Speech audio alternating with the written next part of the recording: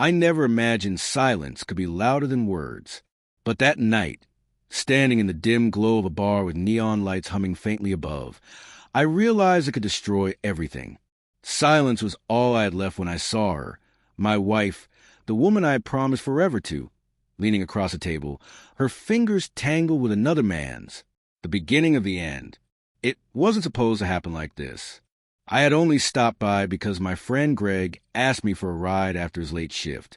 His workplace was just a couple blocks away, so I thought I'd kill time with a beer while I waited. The bar smelled of spilled whiskey and stale smoke, the wooden floor groaning under each step. A place I had come to dozens of times, always with her. Maya, my wife. And then I saw her. She shouldn't have been there. She'd told me she was working late, buried under reports that needed finishing. But there she was, hair cascading over her shoulders, laughing in a way that used to belong only to me. And the man sitting across from her. He wasn't just a friend. His hand brushed her cheek, and she didn't pull away. Their eyes met with a closeness I hadn't seen in months. My chest tightened. My fingers instinctively touched my wedding band, the small silver circle that symbolized every vow, every promise, every sacrifice. And for the first time in our marriage, it felt unbearably heavy. I don't remember walking over. My body moved before my mind could catch up. I weaved through the crowd until I was just a foot away from them. Her laughter stopped mid-breath when she noticed me. "Daniel," she whispered, voice cracking, face paling.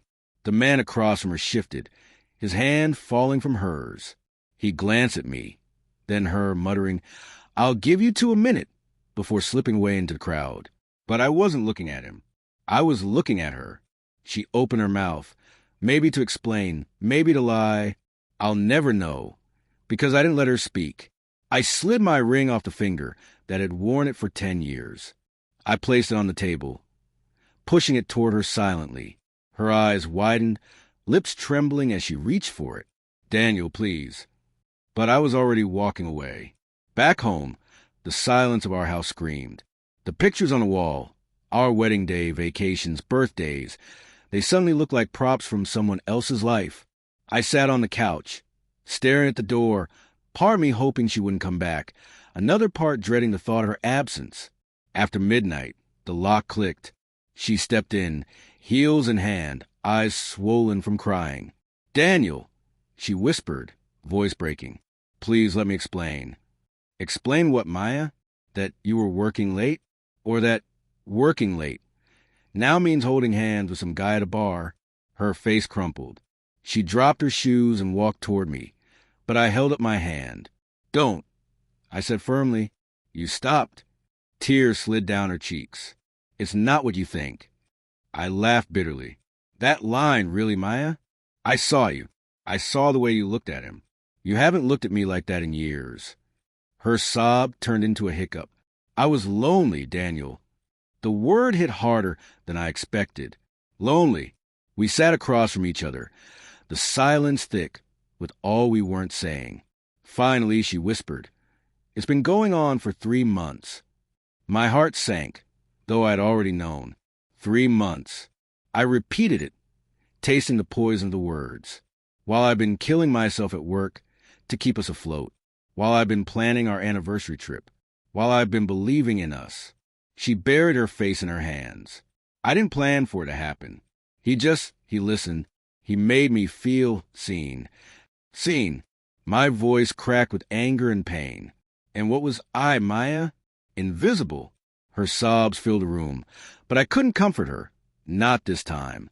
I stared at the woman I thought I knew and realized I was staring at a stranger. Memories and lies tangled together. That night, I lay awake while she cried beside me. My mind replayed everything. Our first date, the night I proposed, the day we signed the mortgage, the time she held my hand at my father's funeral.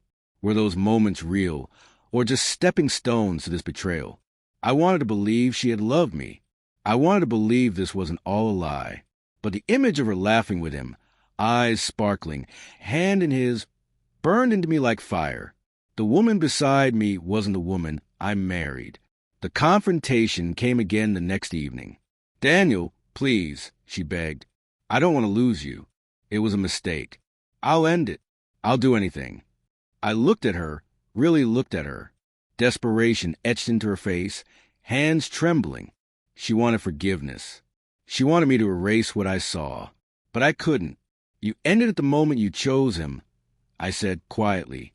You ended us the moment you let him touch you the way only I should. Her tears fell faster. Please don't throw this away. Throw it away? I raised my voice. You already did. Days bled into weeks. We went through the motions of marriage, but everything was broken. Conversations were strained, meals silent. Every glance at her bringing visions of him. I thought about staying for the house, for the years we built, but staying felt like living in a graveyard, surrounded by memories of something dead. So one night, I packed a bag. She stood in the doorway, pale. You're leaving? I have to, I said, voice steady even though my heart was breaking. She reached for my arm. Please, I'll change. I'll prove it to you. I gently pulled away. You can't undo what you did, Maya. You can't unmake the choice you made. Her sobs followed me as I walked out. The silence of my new apartment downtown was small, quiet, empty. Some nights I stared at the ceiling, questioning my decision. But every time I closed my eyes, I saw that bar, her laughter, my ring sliding across the table. And I knew, sometimes love doesn't end with a fight. Sometimes it ends with silence, when you realize the person you loved is no longer the person in front of you. Weeks later, she appeared at my apartment, hair messy, face pale, eyes pleading. She held out my ring. I kept it, she whispered. I thought, maybe. I shook my head. It doesn't belong to me anymore. Her tears fell, but I didn't take it. That ring wasn't just metal. It was trust, faith. Both were broken beyond repair. The last time I saw her, she stood in the rain outside my building, crying as I closed the door. For the first time, I felt nothing, not anger, just emptiness. Sometimes betrayal doesn't leave you burning. It leaves you hollow. And in that hollow space, I found something unexpected,